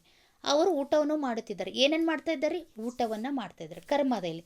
ಅವನು ಮಾಂಸಾಹಾರವನ್ನು ಉಣ್ಣುತ್ತಿದ್ದಾನೆ. ಏನನ್ನು ಉಣ್ತಾ ಇದ್ದಾನೆ? ಮಾಂಸಾಹಾರವನ್ನು ಉಣ್ತಾ ಇದ್ದಾನೆ. ದ್ರೋಹಿಗಳು ಮರವನ್ನು ಕತ್ತರಿಸ್ತಿದ್ದಾರೆ. ಏನನ್ನು ಕತ್ತರಿಸ್ತಾ ಇದ್ದಾರೆ? ಮರವನ್ನು ಕತ್ತರಿಸ್ತಾ ಇದ್ದಾರೆ. ನೀವು ಬಾಗಿಲನ್ನು ತೆರೆಯಿರಿ. ಏನನ್ನು ತೆರೆಯಿರಿ? ಬಾಗಿಲನ್ನು. ಕರ್ಮ ಅದರಲ್ಲಿ. ನೀವು ಮನೆಯನ್ನು ಸೇರಿಸಿ. ಏನನ್ನು ಸೇರಿಸಿ? ಮನೆಯನ್ನು. ನೀವು ಅವರನ್ನು ಬಿಡು. ಯಾರನ್ನು ಬಿಡು? ಅವರನ್ನು ಬಿಡು. ಇವೆಲ್ಲದರಲ್ಲೂ ಕರ್ಮ ಪದ ಇದೆ ರೀ. ಯಾವ ಪದದಲ್ಲಿ ಕರ್ತೃ ಕರ್ಮ ಇರುತ್ತೆ? ಕರ್ಮ ಪದವನ್ನು ಅಪೇಕ್ಷಿಸುವಂಥ ಧಾತುಗಳಿಗೆ ಸಕರ್ಮಕ ಧಾತು ಅಂತ ಕರೀತಾರೆ. ಸಕರ್ಮಕ ಧಾತು ಅಂತ ಕರೀತಾರೆ. ಅಂದರೆ ಇವೆಲ್ಲದರಲ್ಲಿ ಕರ್ಮವನ್ನು ಸೂಚಿಸ್ತವ. ಅದಕ್ಕಿದು ಸಕರ್ಮಕ ಧಾತು ಅಂತ ಕರಿತೀವಿ. ಹಾಗಾದರೆ ಅಕರ್ಮಕ ಧಾತು ಅಂದರೆ ಏನು ನೋಡ್ರಿ. ಇಲ್ಲಿ ನೋಡಿ ಉದಾಹರಣೆ ನೋಡಿ. ಅವನು ಮಲಗಿದನು. ಏನನ್ನು? ಉತ್ತರ ಕುಡ್ಲಕ್ಕೆ ಬರಲೇ ರೀ. ಅವನು ಮಲಗಿದನು. ಎರಡೇ ಇಲ್ಲಿ ಕರ್ಮಪದ ಇಲ್ಲ. ಹಾಸಿಗೆ ಮೇಲೆ ಮಲಗಿದನು ಅಂದ್ರೆ ಉತ್ತರ ಕರೆಕ್ಟ್ ಆಯ್ತಿತ್ತು. ಇಲ್ಲಿ ಕರ್ಮಪದ ಇಲ್ಲೇ ರೀ. ನೋಡಿ ಅವನು ಮಲಗಿದನು. ಇಲ್ಲಿ ಕರ್ಮಪದ ಇಲ್ಲ. ಇದು ಅಕರ್ಮಕ ಧಾತು ರೀ. ಅವಳು ಓಡುತ್ತಿದ್ದಾಳೆ. ಹೆಂಗೆ ಓಡ್ತಾ ಇದ್ದಾಳೆ? ವೇಗವಾಗಿ ಓಡ್ತಾ ಇದ್ದಾಳೆ ಅಂದರೆ ಅಲ್ಲಿ ಕರ್ಮಪದ ಇತ್ತು, ವೇಗವಾಗಿ ಅನ್ನೋಂಥದ್ದು. ಆದರೆ ಇಲ್ಲಿ ಅವಳು ಓಡುತ್ತಿದ್ದಾಳೆ, ಕರ್ಮನೇ ಇಲ್ಲ. ಇದು ಸಕರ್ಮಕ ಧಾತು ರೀ. ಮಗು ಹುಟ್ಟಿತ್ತು. ಹೆಂಗೆ ಹುಟ್ಟಿತ್ತು ಅಂತ ಕೇಳಿದ್ರೆ ಅಲ್ಲಿ ಪ್ರಶ್ನೆ ಬರ್ತಿತ್ತು. ಸಕರ್ಮಕ ಧಾತು. ರಾಧ ಹೋಗುತ್ತಿದ್ದಾಳೆ ಅಂದರೆ ಎಲ್ಲಿ ಹೋಗ್ತಾ ಇದ್ದಾಳ್ರಿ? ಉತ್ತರೇ ಸಿಗಲ್ಲ. ಸಕರ್ಮಕ ಧಾತು. ಕೊಡ ಸೋರುತ್ತಿದೆ. ಏನನ್ನು? ಉತ್ತರ. ಕೊಡ ಹೆಂಗೆ ಸೋರ್ಲತ್ತದನ್ನೋಂಥ ಪ್ರಶ್ನೆ ಬಂದಾಗ ಅಲ್ಲಿ ಉತ್ತರ ಬೇಕಾಯ್ತಿತ್ತು. ಹೀಗಾಗಿ ಕೊಡ ಸೋರುತ್ತಿದೆ ಅನ್ನುವಂಥದ್ದು ಇಲ್ಲೇನಪ್ಪ ಅಂತಂದರೆ ಅಕರ್ಮಕ ಧಾತು. ಯಾವ ಪದದಲ್ಲಿ ಕರ್ಮ ಪದ ಇರೋದಿಲ್ಲವೋ ಅವೆಲ್ಲವೂ ಕೂಡ ಅಕರ್ಮಕ ಧಾತು. ಅಕರ್ಮಕ ಧಾತು ರೀ. ಇಲ್ಲಿ ಎಲ್ಲೂ ಕೂಡ ಏನಪ್ಪ ಅಂತಂದರೆ ಕರ್ಮಪದ ಇಲ್ಲ. ಕರ್ಮಪದ ಇಲ್ಲ ಅಂದರೆ ಅದು ಅಕರ್ಮಕ ಧಾತು. ಕರ್ಮ ಪದವನ್ನು ಬಿಟ್ಟು ಯಾವ ಪದದಲ್ಲಿ ಕರ್ಮಪದ ಇರುತ್ತೆ ಅದೆಲ್ಲವೂ ಸಕರ್ಮಕ ಧಾತುಗಳು. ಸಕರ್ಮಕ ಧಾತು ಅನಿಸ್ಕೊಳ್ತದ. ಇವೆಲ್ಲವೂ ಸಕರ್ಮಕ ಧಾತು. ಕರ್ಮಪದವನ್ನು ಅಪೇಕ್ಷಿಸುವಂಥ ಧಾತುಗಳು ಸಕರ್ಮಕ ಧಾತುಗಳು. ಕರ್ಮಪದವನ್ನು ಬಿಟ್ಟು ಇರುವಂಥವು ಅಕರ್ಮಕ ಧಾತುಗಳು. ಇವೆರಡು ಮಾತ್ರ ನೀವು ನೆನಪಿನಲ್ಲಿ ಇಟ್ಕೋಬೇಕು. ಜೊತೆಗೆ ಭಾಳಷ್ಟು ಇಂಪಾರ್ಟೆಂಟ್. ಪ್ರತಿಯೊಂದು ಪರೀಕ್ಷೆಯಲ್ಲಿ ಇದನ್ನು ಬಿಟ್ಟು ಕೇಳಾರ್ದ ಪ್ರಶ್ನೆಗಳು ಇಲ್ಲರಿ. ಇದನ್ನು ತಗೊಂಡೇ ಪ್ರಶ್ನೆ ಕೇಳ್ತಾ ಇರ್ತಾನೆ. ಅದಕ್ಕಾಗಿ ಕ್ರಿಯಾಪದಗಳಲ್ಲಿ ಇನ್ನೂ ಹಲವು ರೂಪಗಳಿವೆ. ಅವುಗಳನ್ನು ಈಗ ತಿಳಿಯೋಣ. ನೋಡಿ ಏನೇನವ. 6ನೇ ಅಂಶ ವಿಧ್ಯರ್ಥಕ. ವಿಧಿ ಅಧಿಕ ಅರ್ಥ ಕ್ರಿಯಾಪದ. ವಿಧ್ಯರ್ಥಕ ಕ್ರಿಯಾಪದ. ಕ್ರಿಯಾಪದದಲ್ಲಿ ವಿಧ್ಯರ್ಥಕ ಅನ್ನುವಂಥದ್ದು ಬರ್ತದೆ. ವಿದ್ಯಾರ್ಥಕ ಕ್ರಿಯಾಪದ ಅಂದರೆ ಏನು? ಭಾಳ ಚಂದ ತಿಳ್ಕೊಳ್ರಿ ನೀವು. ಎಕ್ಸಾಮ್ನಲ್ಲಿ ಕಟ್ಟಿಟ್ಟ ಬುತ್ತಿ. ಈ ಪ್ರಶ್ನೆ ಬಿಟ್ಟು ಹೋಗೋದೇ ಇಲ್ಲ ಮುಂದಕ್ಕೆ ಆತ. ಆ ಪದದಲ್ಲಿ ವಿದ್ಯಾರ್ಥಕ ಪದದಲ್ಲಿ ಆಶೀರ್ವಾದ ಇರಬೇಕು, ಅಪ್ಪಣೆ ಇರಬೇಕು, ಆಜ್ಞೆ ಇರಬೇಕು, ಹಾರೈಕೆ ಇರಬೇಕು. ಇವುಗಳನ್ನು ತೋರುವ ಧಾತುಗಳಿಗೆ ಅಖ್ಯಾತ ಪ್ರತ್ಯಯಗಳಂತ ಕರೀತಾರೆ. ಆಶೀರ್ವಾದ, ಅಪ್ಪಣೆ, ಆಜ್ಞೆ, ಹಾರೈಕೆ ಇವುಗಳನ್ನು ತೋರುವಾಗ ಧಾತುಗಳಿಗೆ ಅಖ್ಯಾತ ಪ್ರತ್ಯಯಗಳು ಸೇರಿ ವಿದ್ಯಾರ್ಥಕ ಕ್ರಿಯಾಪದಗಳು ಆಗುತ್ತವೆ. ಆಶೀರ್ವಾದ, ಅಪ್ಪಣೆ, ಆಜ್ಞೆ, ಹಾರಿಕೆ ಇವುಗಳನ್ನು ತೋರುವಾಗ ಧಾತುಗಳಿಗೆ ಅಖ್ಯಾತ ಪ್ರತ್ಯಯಗಳನ್ನು ಸೇರಿ ವಿದ್ಯಾರ್ಥಕ ಕ್ರಿಯಾಪದಗಳಾಗ್ತವ ಅಂತ ಹೇಳ್ತಾರೆ. ಅಂದರೆ ಒಂದು ವಾಕ್ಯವನ್ನು ನೋಡಿದಾಗ ನಮಗೇನಿರಬೇಕು? ಆಶೀರ್ವಾದರೇ ಇರಬೇಕು, ಅಪ್ಪಣೆನೇ ಇರಬೇಕು, ಆ ವಾಕ್ಯ ಹಂಗೆ ಇರಬೇಕು ರೀ. ಆಜ್ಞೆ ಮಾಡ್ತಾ ಇರುವಂಥ ಸನ್ನಿವೇಶರೇ ಇರಬೇಕು, ಹಾರೈಕೆ ಇರಬೇಕು. ಇವೆಲ್ಲವೂ ಇದ್ದಾಗ ಏನಾಗ್ತದದು ವಿದ್ಯಾರ್ಥಕ ಕ್ರಿಯಾಪದ ಅಂತ ಅನಿಸ್ಕೊಳ್ತದೆ. ನೋಡಿ ಉದಾಹರಣೆ ತೆಗೆದುಕೊಂಡಾಗ ದೇವರು ನಿನಗೆ ಒಳ್ಳೆಯದು ಮಾಡಲಿ. ಇಲ್ಲಿ ನೋಡಿ, ದೇವರು ನಿನಗೆ ಒಳ್ಳೆಯದು ಮಾಡಲಿ ಅಂದರೆ ಇಲ್ಲಿ ಆಶೀರ್ವಾದ ಆಗ್ಲತ್ತದ ರೀ. ಆಶೀರ್ವಾದ ಅದಲ್ಲ, ಈ ವಾಕ್ಯವನ್ನು ನೋಡಿದ ತಕ್ಷಣ ನಮಗೆ ಪಟ್ಟಂತ ಗೊತ್ತಾಗ್ತದೆ. ಮಾಡಲಿ ಅಲ್ಲಿ ಸೇರಬೇಕು ಕೊನೆಗೆ. ನಿಮ್ಗೆ ಭಾಳಷ್ಟು ಕನ್ಫ್ಯೂಸ್ ಆಗ್ಲತ್ತಂತಂದರೆ ಒಂದು ವಾಕ್ಯದಾಗ ಅಲಿ ಅಂತಿತ್ತಂದರೆ ಅದು ವಿದ್ಯಾರ್ಥಕ ಕ್ರಿಯಾಪದ ಅನಿಸ್ಕೊಳ್ತದ ಅಂತ ನಾವು ಇಲ್ಲಿ ಹೇಳ್ಬೋದು. ದೇವರು ನಿನಗೆ ಒಳ್ಳೆಯದು ಮಾಡಲಿ, ದೇವರು ನಿನಗೆ ಒಳ್ಳೆಯದು ಮಾಡಲಿ ಅಂದರೆ ಆಶೀರ್ವಾದ ಅದಲ್ರಿ. ನಂತರ ಲಕ್ಷ್ಮಿ ಪಾಠವನ್ನು ಗಟ್ಟಿಯಾಗಿ ಓದಲಿ, ಇಲ್ಲಿ ಅಪ್ಪಣೆ ಮಾಡತ್ತಾರ್ರಿ. ಟೀಚರ್ ಹೇಳ್ತಾರೆ ಅಪ್ಪಣೆ ಕೊಡ್ತಾರೆ, ಲಕ್ಷ್ಮಿ ಗಟ್ಟಿಯಾಗಿ ಓದಲಿ, ಪಾಠವನ್ನು ಓದಲಿ ಅಂತ ಹೇಳ್ತಾರೆ. ಇಲ್ಲಿ ಅಪ್ಪಣೆ ಅಂದರೆ ಅದನ್ನು ಕೂಡ ವಿದ್ಯಾರ್ಥಕ ಕ್ರಿಯಾಪದ ಓದಲಿ. ಅಲಿನೂ ಬಂದದ್ರಿ ಇಲ್ಲಿ, ಇದಕ್ಕೂ ಅಲಿ ಬಂದದ, ಇದಕ್ಕೂ ಅಲಿ ಬಂದದ. ಅಲಿ ಅನ್ನುವಂಥ ಪದ ಸೇರ್ತದ್ರಿ. ಅವರಿಗೆ ಜಯವಾಗಲಿ, ಆಜ್ಞೆ ಸೇರೋದಿಲ್ಲಿ, ಅವರಿಗೆ ಜಯವಾಗಲಿ ಅಲಿ ಸೇರೋದಿಲ್ಲ ಇಲ್ವಿ, ಇನ್ನೂ ಅಲಿ ಸೇರೋದು. ಅವನು ಹಾಳಾಗಿ ಹೋಗಲಿ, ಹಾರೈಕೆ ಮಾಡ್ತಾರೆ ಒಬ್ಬರು. ಆಶೀರ್ವಾದ ಮಾಡೋದು ದೇವರು ನಿನಗೆ ಒಳ್ಳೇದು ಮಾಡಲಿ, ಹಾರೈಕೆ ಮಾಡ್ತಾರೆ ನೋಡ್ರಿ ಕೆಲವರು, ಕೆಟ್ಟದನ್ನು ಬಯಸ್ತಾರೆ, ಅವನು ಹಾಳಾಗಿ ಹೋಗಲಿ. ಇಲ್ಲಿ ಹಾರೈಕೆನೂ ಅದ, ಅಲಿನೂ ಅದ ರೀ. ಇವೆಲ್ಲವೂ ಕೂಡ ಏನಪ್ಪ ಅಂತಂದರೆ ವಿದ್ಯಾರ್ಥಕ ಕ್ರಿಯಾಪದ. ವಿದ್ಯಾರ್ಥಕ ಕ್ರಿಯಾಪದದಲ್ಲಿ ನೋಡಿ ನೆನ್ಪಿಟ್ಕೊಳ್ಳಿ ಏನೇನು ಇರ್ತದಂದ್ರೆ ಆಶೀರ್ವಾದ ಇರುತ್ತೆ, ಅಪ್ಪಣೆ ಇರುತ್ತೆ, ಆಜ್ಞೆ ಇರುತ್ತೆ, ಹಾರೈಕೆ ಇರುತ್ತೆ. ಇವೆಲ್ಲ ತೋರುವ ಧಾತುಗಳಿಗೆ ಅಖ್ಯಾತ ಪ್ರತ್ಯಯಗಳು ಸೇರ್ತವೆ. ಅಖ್ಯಾತ ಪ್ರತ್ಯಯಗಳು ಸೇರಿದಾಗ ಅದು ವಿದ್ಯಾರ್ಥಕ ಕ್ರಿಯಾಪದ ಅಂತ ಅನಿಸ್ಕೊಳ್ತದೆ. ಅಂದರೆ ದೇವರು ನಿನಗೆ ಒಳ್ಳೆಯದು ಮಾಡಲಿ ಎನ್ನುವಂಥದ್ದು ಆಶೀರ್ವಾದ ಆಯಿತು, ಲಕ್ಷ್ಮಿ ಪಾಠವನ್ನು ಗಟ್ಟಿಯಾಗಿ ಓದಲಿ ಅನ್ನುವಂಥದ್ದು ಅಪ್ಪಣೆ ಆಯಿತು, ಅವರಿಗೆ ಜಯವಾಗಲಿ ಅನ್ನುವಂಥದ್ದು ಆಜ್ಞೆ ಆಯಿತು, ಅವನು ಹಾಳಾಗಿ ಹೋಗಲಿ ಅನ್ನುವಂಥದ್ದು ಕೋರಿಕೆ ಆಯಿತು. ಇವೆಲ್ಲದರ ಮುಂದೆ ಅಲಿ ಬಂದಿದೆ ನೋಡಿ, ಅಲಿ ಎನ್ನುವಂಥದ್ದು ಅಖ್ಯಾತ ಪ್ರತ್ಯಯ ಸೇರಿದೆ. ಅದ್ರ ಸಲುವಾಗಿ ಇದು ವಿದ್ಯಾರ್ಥಕ ಪದ. ಒಂದು ವಾಕ್ಯ ಕೊಡ್ತಾನೆ ರೀ, ಇದು ವಿದ್ಯಾರ್ಥಕ ಕ್ರಿಯಾಪದ ಅದನ ಅಥವಾ ನಿಷೇಧಾರ್ಥಕ ಕ್ರಿಯಾಪದ ಅದನ ಅಥವಾ ಸಂಭಾನಾರ್ಥಕ ಕ್ರಿಯಾಪದ ಅದನ ಅಂತ ಪ್ರಶ್ನೆ ಹಾಕ್ತಾರೆ. ಆವಾಗ ನೀವು ಏನು ಮಾಡಬೇಕು, ಅಲಿ ಇತ್ತು ಅಂದ್ರೆ ಕಣ್ಣು ಮುಚ್ಚಿ ವಿದ್ಯಾರ್ಥಕ ಕ್ರಿಯಾಪದ ಅಂತ ನೀವು ಹಾಕ್ಬೇಕ್ರಿ. ಅಲಿ ಇತ್ತಂದರೆ ಕಂಪ್ಲೀಟಾಗಿ ನೀವು ವಿದ್ಯಾರ್ಥಕ ಕ್ರಿಯಾಪದ, ಅಲ್ಲಿ ಆಜ್ಞೆ ಇರಬೇಕು, ಆಶೀರ್ವಾದ ಇರಬೇಕು, ಅಪ್ಪಣೆ ಇರಬೇಕು, ಹಾರೈಕೆ ಇರಬೇಕು. ಇವೆಲ್ಲವೂ ಇದ್ದಾಗ ಏನಾಗ್ತದೆ, ವಿದ್ಯಾರ್ಥಕ ಕ್ರಿಯಾಪದ ಅನ್ಸ್ಕೊಳ್ತದ ಅಂತ ನಾವಿಲ್ಲಿ ಹೇಳ್ಬೋದು. ಭಾಳಷ್ಟು ಇಂಪಾರ್ಟೆಂಟ್ ರೀ. 7ನೇ ನಿಷೇಧಾರ್ಥಕ ಕ್ರಿಯಾಪದ ಕಂಪಲ್ಸರಿ ಎಕ್ಸಾಮ್ನಲ್ಲಿ, ಪ್ರತಿಯೊಂದು ಎಕ್ಸಾಮ್ನಲ್ಲಿ 10ನೇ ತೊಗೊಳ್ರಿ, FDA ತೊಗೊಳ್ರಿ, SDA ತೊಗೊಳ್ರಿ, KSET ತೊಗೊಳ್ರಿ, ಜೊತೆಗೆ ಏನಪ್ಪ ಅಂದರೆ GPSTR, TET, CET ಪ್ರತಿಯೊಂದು ಎಕ್ಸಾಮ್ನಲ್ಲಿ, ಪೊಲೀಸ್ ಕಾನ್ಸ್ಟೇಬಲ್ ಪ್ರತಿಯೊಂದು ಎಕ್ಸಾಮ್ನಲ್ಲಿ ಇದ್ರ ಮೇಲೆ ಪ್ರಶ್ನೆ ಇದ್ದೇ ಇರುತ್ತೆ. ನಿಷೇಧಾರ್ಥಕ ಕ್ರಿಯಾಪದಗಳು ಅಂದಾಗ ಕ್ರಿಯೆಯು ನಡೆಯಲಿಲ್ಲ ಎಂಬರ್ಥ ತೋರುವಾಗ ಧಾತುಗಳ ಮೇಲೆ ಅಖ್ಯಾತ ಪ್ರತ್ಯಯಗಳು ಸೇರಿದಾಗ ನಿಷೇಧಾರ್ಥಕ ಕ್ರಿಯಾಪದ ಉಂಟಾಗುತ್ತೆ. ಕ್ರಿಯೆ ನಡೆಯಲಿಲ್ಲ ಎಂಬರ್ಥ ತೋರಿಸಿದ್ರೆ ಇಲ್ಲಿ ನಡೆದಿಲ್ಲ, ಕ್ರಿಯೆನೇ ನಡೆದಿಲ್ಲ ಅಂತ ಅರ್ಥ ತೋರಿಸುತ್ತೆ.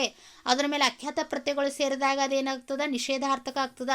ನೋಡ್ರಿ, ಈ ನಿಷೇಧ ಅಂದ್ರೆ ತೆಗೆದು ಹಾಕೋದು. ಇಲ್ಲಿ ನೋಡ್ರಿ, ಅವನು ಅನ್ನವನ್ನು ತಿನ್ನನು, ನಿಷೇಧ ಆಗದ್ರಿ. ತಿನ್ನನು ಅಂದ್ರೆ ನಿಷೇಧ. ಅವರು ಊರಿಂದ ಇಂದು ಬಾರರು, ನಿಷೇಧ. ಅವಳು ನನ್ನ ಮಾತು ಕೇಳಳು, ನಿಷೇಧ ಆಗ್ಲತ್ತದಲ್ಲಿ. ಹೀಗೆ ಯಾವ ವಾಕ್ಯದಲ್ಲಿ ಕ್ರಿಯೆ ನಡೆಯಲಿಲ್ಲ ಎಂಬ ಅರ್ಥವನ್ನು ತೋರುತ್ತದ ಅದರ ಮುಂದೆ ಆ ಧಾತುಗಳ ಮೇಲೆ ಅಖ್ಯಾತ ಪ್ರತ್ಯಯಗಳು ಸೇರಿದ್ರೆ ಅದು ನಿಷೇಧಾರ್ಥಕ ಕ್ರಿಯಾಪದ ಆಗ್ತದ. ಉದಾಹರಣೆಗೆ ತಿನ್ನನು ನಿಷೇಧ, ಬಾರರು ನಿಷೇಧ, ಕೇಳಳು ನಿಷೇಧ. ಇವೆಲ್ಲವೂ ನಿಷೇಧಾರ್ಥಕ ಕ್ರಿಯಾಪದಗಳು. ನಿಮಗೆ ವಿದ್ಯಾರ್ಥಕ ಕ್ರಿಯಾಪದ ಕೊಡ್ತಾರೆ, ನಿಷೇಧಾರ್ಥಕ ಕೊಡ್ತಾರೆ. ಅದ್ರಾಗ ನಿಷೇಧಾರ್ಥಕ ಅಂದರೆ ನಿಷೇಧ ಆಗ್ತದಲ್ಲಿ, ಇಲ್ಲ ಅಂತ ಅರ್ಥ ಸೂಚಿಸ್ಕೊಡ್ತದೆ ರೀ. ತಿನ್ನನು, ಬಾರನು, ಕೇಳನು ಅನ್ನುವಂಥ ಅಂಶ ಅಲ್ಲಿ ಅಲಿ ಬಂತಂದರೆ ಅದು ವಿದ್ಯಾರ್ಥಕ ಅಂತ ಅನಿಸ್ಕೊಳ್ತದೆ. ಕೊನೆಯದಾಗಿ ಸಂಭವನಾರ್ಥಕ ಕ್ರಿಯಾಪದ. ಸಂಭವನಾರ್ಥಕ ಕ್ರಿಯಾಪದ ಅಂದರೆ ಏನು ಅಂದ್ರೆ ನಡಿಬೇಕ್ರಿ, ಅಲ್ಲಿ ಸಂಭವ ಇರಬೇಕು. ಸಂಭವ ಅಂದರೆ ಅಲ್ಲಿ ನಡೀತಾ ಇರಬೇಕು ಕೆಲಸ ಅಂತ ನಾವಿಲ್ಲಿ ಹೇಳ್ತೀವಿ. ಸಂಭವನಾರ್ಥಕ ಕ್ರಿಯಾಪದ ಅಂತಂದಾಗ ಏನಾಗ್ತದೆ ನೋಡಿ, ಕ್ರಿಯೆಯು ನಡುವಿಕೆಯಲ್ಲಿ ಸಂಶಯ ಅಥವಾ ಊಹೆ ತೋರುವಲ್ಲಿ ಧಾತುಗಳ ಮೇಲೆ ಅಖ್ಯಾತ ಪ್ರತ್ಯಯಗಳು ಸೇರಿದಾಗ ಸಂಭವನಾರ್ಥಕ ಸಂಶಯ ಮೂಡಬೇಕು, ನಮಗಲ್ಲಿ ಊಹೆ ಆಗಬೇಕು. ಅಂಥ ಸಂಶಯ ಮತ್ತು ಊಹೆಗಳ ಮೇಲೆ ತೋರುವ ಧಾತುಗಳ ಮೇಲೆ ಅಖ್ಯಾತ ಪ್ರತ್ಯಯಗಳು ಸೇರಬೇಕು. ಸೇರಿದಾಗ ಸಂಭವನಾರ್ಥಕ ಕ್ರಿಯಾಪದ ಅನಿಸ್ಕೊಳ್ತದ ಅಂತ ಹೇಳ್ತೀವಿ. ನೋಡಿ, ಅವನು ನಾಳೆ ಬಂದಾನು, ಬಂದರು ಬರ್ಬೋದು, ಬರಲಾರ್ದೆ ಇರ್ಬೋದು. ಬಂದಾನು ಅನ್ನೋಂಥದ್ದು ಸಂಭವ. ಏನ್ರಿ ಸಂಭವನಾರ್ಥಕ ಬಂದಾನು ಅನ್ನುವಂಥದ್ದು. ಚಿನ್ನದ ಬೆಲೆ ಮೇಲಕ್ಕೆ ಏರಿತು, ಏರಿದ್ರೆ ಏರ್ತದ, ಬಿಟ್ರೆ ಬಿಡಬಹುದು, ಆದ್ರೆ ಏರಿತು ಸಂಭವದರಿಲ್ಲಿ. ಎರಡು ಅಂಶಗಳು ಇಲ್ಲಿ ಸೇರ್ಕೊಂಡವು. ಅನ್ನವನ್ನು ಆತ ತಿಂದಾನು, ತಿಂದ್ರೆ ತಿನ್ಬಹುದು, ತಿನ್ಲಾರ್ದೆ ಇರಬಹುದು. ಸಂಭವ, ಸಂಶಯ, ಊಹೆ ಅಂತ ನಾವು ಇಲ್ಲಿ ನೋಡ್ತಾ ಇರ್ತೀವಿ. ಅವನು ಆತ ತಿಂದಾನು, ಅವನು ಪರೀಕ್ಷೆಯಲ್ಲಿ ಪಾಸು ಆದ್ರೆ ಆಯ್ತಾನ, ಬಿಟ್ರೆ ಬಿಡ್ತಾನ. ಸಂಶಯದಲ್ರಿ, ಊಹೆ ಮಾಡ್ತಾ ಇದ್ದೀವಿ. ಊಹೆ, ಅವು ಪಾಸ್ ಆದ್ರೆ ಆಗಬಹುದು, ಇಲ್ಲೋದ್ರೆ ಇಲ್ಲ. ಊಹೆ ಮಾಡುವುದು, ಸಂಶಯ ಮಾಡುವುದು, ಈ ಯಾವ ವಾಕ್ಯದಲ್ಲಿ ಈ ಅಂಶಗಳು ಇರ್ತಾವೋ ಆ ಅಂಶ ಅದು ಸಂಭವನಾರ್ಥಕ ಕ್ರಿಯಾಪದ. ಪ್ರತಿಯೊಂದು ಎಕ್ಸಾಮ್ನಲ್ಲಿ ಕೇಳಿರುವಂಥ ಪ್ರಶ್ನೆಗಳು ನೀವು ಮಹತ್ವವಾಗಿ ಗಮನ ಕೊಡಬೇಕಾಗ್ತದ. ವಿಷೇಧಾರ್ಥಕ ಅಂದರೆ ಅಲ್ಲಿ ವಿಷೇಧಾರ್ಥಕ ಅಂತಂದಾಗ ಅಲ್ಲಿ ಏನಾಗ್ತದೆ, ವಿದ್ಯಾರ್ಥಕ ಕ್ರಿಯಾಪದ ಅಂದಾಗ ಅಲ್ಲಿ ಸೇರ್ತದ. ಜೊತೆಗೆ ನಿಷೇಧಾರ್ಥಕ ಅಂದಾಗ ಅಲ್ಲಿ ಕರ್ಮಪದ ಇರಲ್ಲ. ತಿನ್ನನು, ಬಾರನು, ಕೇಳನು ಅಂದ್ರೆ ನಿಷೇಧ ಆಗ್ತಾ ಇದೆ. ಸಂಭವ ಅಂದ್ರಲ್ಲಿ ಊಹೆ, ಸಂಶಯ ಮಾಡೋದು, ಅವು ಧಾತುಗಳ ಮೇಲೆ ಅಖ್ಯಾತ ಪ್ರತ್ಯಯಗಳು ಸೇರಿದಾಗ ಏನಾಗ್ತದಪ್ಪ ಅಂತಂದರೆ ಅದು ಸಂಭವನಾರ್ಥಕ ಕ್ರಿಯಾಪದಗಳು ಅನಿಸ್ಕೊಳ್ತದ ಅಂತ ಹೇಳ್ಬೋದು. ಈ ರೀತಿಯಾಗಿ ನಾವು ಇಲ್ಲಿ ತನಕ ಕ್ರಿಯಾಪದ ಅಂದ್ರೇನು, ಕ್ರಿಯಾಪದದಲ್ಲಿ ರೂಪಗಳು ಎಷ್ಟು, ಧಾತು ಅಂದ್ರೇನು, ಧಾತುವಿನಲ್ಲಿ ಎಷ್ಟು ವಿಧಗಳು, ಇವೆಲ್ಲದರ ಸಂಪೂರ್ಣ ಮಾಹಿತಿಯನ್ನು ನಾನು ನಿಮಗೆ ತಿಳಿಸ್ಕೊಟ್ಟಿನಿ ಸ್ನೇಹಿತರೆ. ಒಂದು ವೇಳೆ ಈ ವಿಡಿಯೋ ಇಷ್ಟವಾದಲ್ಲಿ ಲೈಕ್ ಮಾಡಿ, ಶೇರ್ ಮಾಡಿ, ಸಬ್ಸ್ಕ್ರೈಬ್ ಆಗಿ, ಪಕ್ಕದಲ್ಲಿರೋ ಬೆಲ್ ಬಟನ್ ಒತ್ತೋದ್ರ ಮೂಲಕ ನೋಟಿಫೈ ಆಗಿರಂತ ಹೇಳ್ತಾ ನನ್ನ ಕ್ಲಾಸನ್ನು ಮುಗಿಸ್ತೇನೆ. ಧನ್ಯವಾದಗಳು.